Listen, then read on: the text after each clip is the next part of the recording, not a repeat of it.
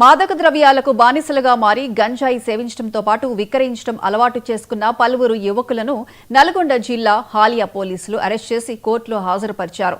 ఇందుకు సంబంధించిన వివరాలను మిర్యాలగూడ డీఎస్పీ రాజశేఖర్ రాజు వెల్లడించారు. హాలియా పట్టణానికి చెందిన మహ్మద్ రియాజ్ బాబా, సల్లా అజయ్, షేక్ జీ షాన్ హుసేన్, అమరవరపు జేమ్స్, కేశమల్ల అంజిలను అదుపులోకి తీసుకున్నామని చెప్పారు. నిందితులు గంజాయిని సేవించడంతో పాటు ఇతరులకు అలవాటు చేస్తున్నట్లుగా పోలీసులు దర్యాప్తులో వెల్లడైందని తెలిపారు. సుమారు 1200 గ్రాములు 30,000 విలువ చేసే గంజాయిని హాలియాకు తీసుకువస్తుండగా మండలంలోని అల్వాల అడ్డరోడ్డు వద్ద వాహన తనిఖీల్లో భాగంగా పట్టుబడ్డారని వెల్లడించారు. హాలియా సిఐ సతీష్ పర్యవేక్షణలో హాలియా ఎస్ఐ ప్రశాంత్ వీళ్ళకు ఒక ఇంపార్టెంట్ క్రెడిబుల్ ఇన్ఫర్మేషన్ వచ్చింది.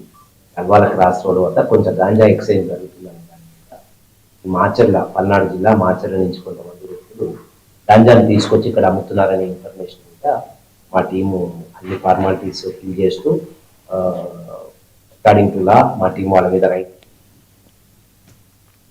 దివిసీమ మహా